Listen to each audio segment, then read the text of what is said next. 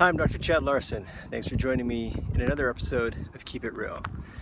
So I'm using one of these new gimbals, so as I move this around and walk around, hopefully it doesn't bounce as much as it used to. So hopefully that works out.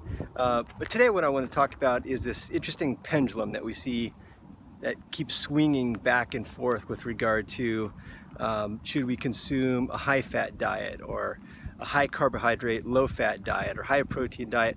It gets a little bit confusing. You know, where do we start? Every few years it seems to be swinging one way or the other. And a lot of these are just kind of fad diets that are just kind of made up and then they just sort of catch fire and everybody starts following them and then it swings on to another fad diet.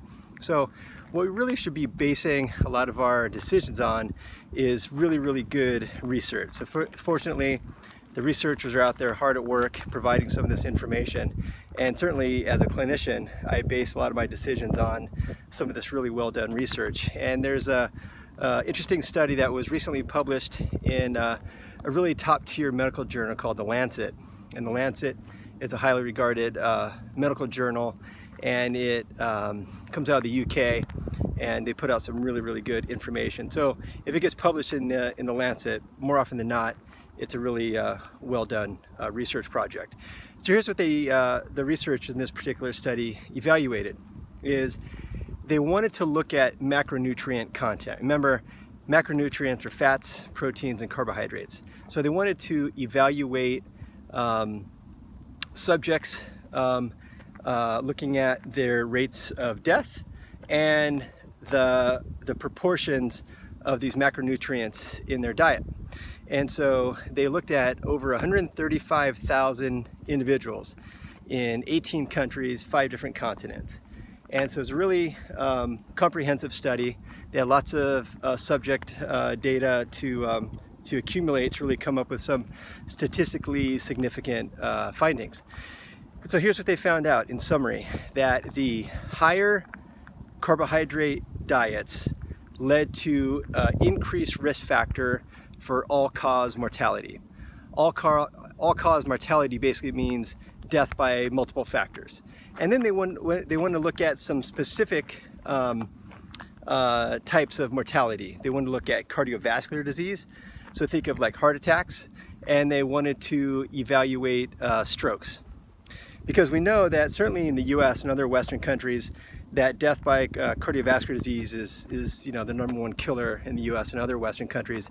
But even some of the developing countries, as they take on sort of a Western diet lifestyle, their rates of cardiovascular disease is going up as well. So they wanted to specifically look at that data as well. So like I said, the higher the carbohydrate intake, the greater the risk was for all-cause mortality. Not necessarily cardiovascular disease, but all-cause mortality. I'll come back to that in a moment. And then when they looked at a high-fat diet, there was a decrease risk factor of all-cause mortality. And then because we know that fat out of the 3 macronutrients has really gotten kind of a bad rap, and it's for reasons in the past that has been kind of lumped into a risk factor of cardiovascular disease.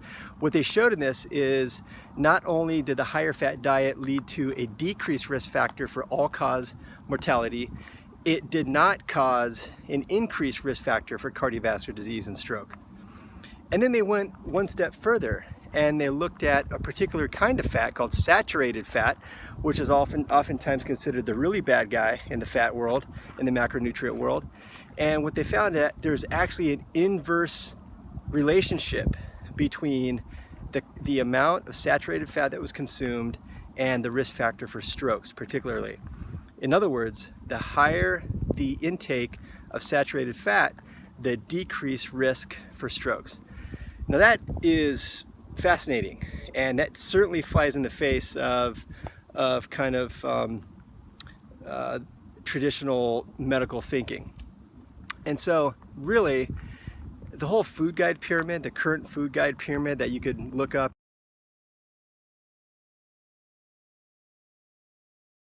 and see, really needs to be updated. And the whole macronutrient guidelines, certainly based on this research, but this is one of several that are coming out saying a pretty similar thing, that the guidelines really need to be rewritten, because if you look at that food guide pyramid, at the base of the pyramid, which is, remember, the base is where you're supposed to be consuming most of the foods. You know, think of a pyramid. The bottom of the pyramid is the widest. So that's the greatest amount of macronutrient that you should be consuming. And in the current food guide pyramid put out by the government, it's all carbohydrates.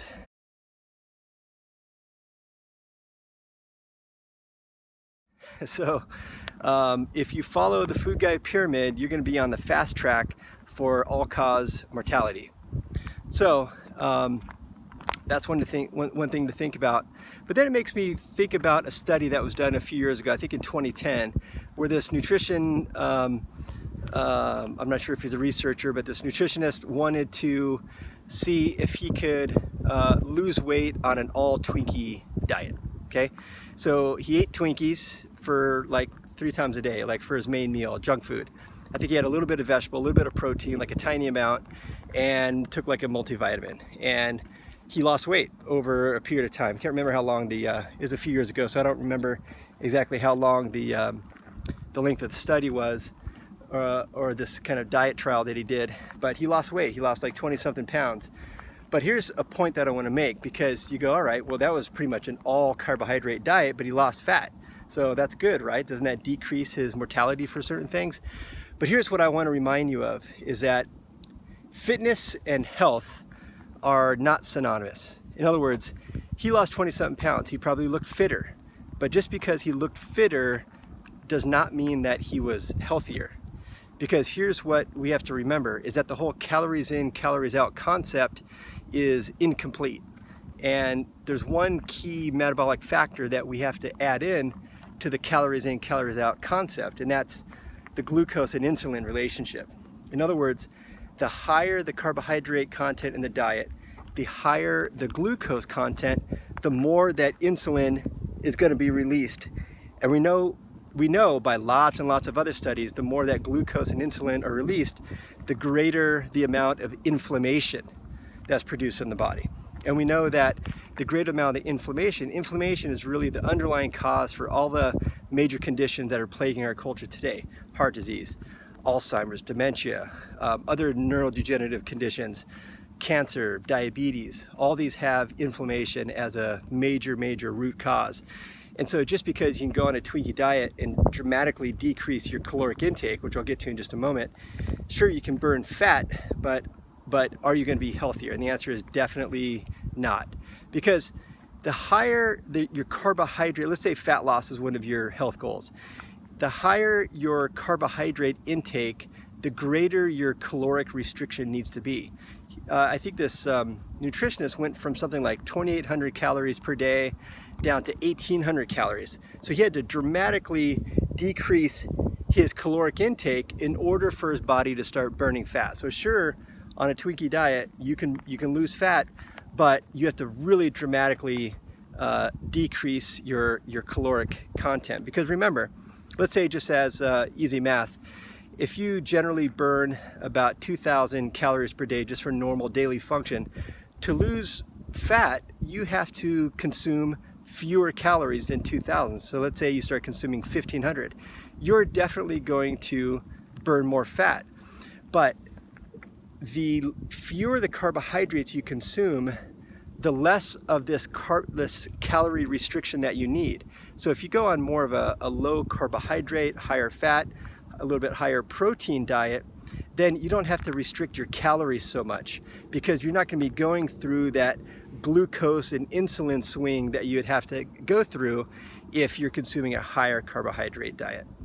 So I just wanted to throw that little monkey wrench in there. It just made me think about that Twinkie diet that came out a few years ago, and how that might play into this latest research, where what we know is that the higher carbohydrate diet, remember, they looked at over 135,000 people. This is really reliable data, that the higher the carbohydrate content in the diet, the greater the risk factor for all-cause mortality. So that was a really interesting piece of information. So that's food for thought. I hope you enjoyed it. I will continue to read the studies and bring you the information. Until then, keep it real.